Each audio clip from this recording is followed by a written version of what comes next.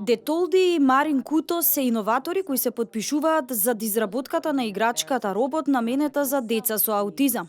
Идејата за производот дошла откако некој професор на школата за индустријска биологија им дал задача да креираат алатка која ќе им помага на децата со аутизам. Нема многу играчки за деца со посебни потреби, затоа што не се како другите деца. Потешко се фокусираат и напредуваат. Како можете да му помогнете на такво дете да учи и да се развива?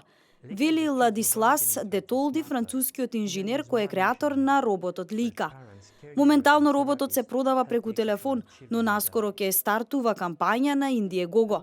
Роботот за прв пат беше презентиран во Лос Анџелес годинава. Запознавме многу деца, родители и старатели на деца со аутизам со цел да разбереме што е аутизмот и како би можеле да им помогнеме.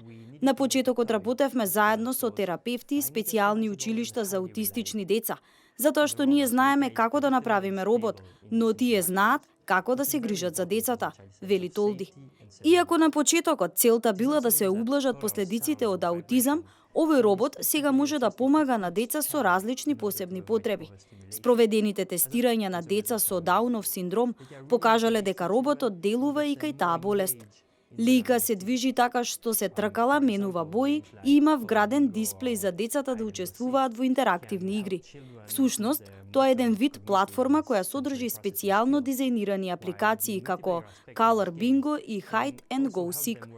Цената на роботот е $699 и навистина не е ниска.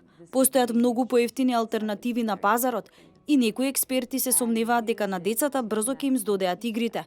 Но Толди вели дека другите уреди не содржат сензори за движење и брзина, како и RFID читач, за да се наблюдува начинот на кој што децата воспоставуваат интеракција со играчката. Овој робот има платформа за мониторинг, податоците се собираат, а потоа се анализираат, така што може да се види колку напредува детето.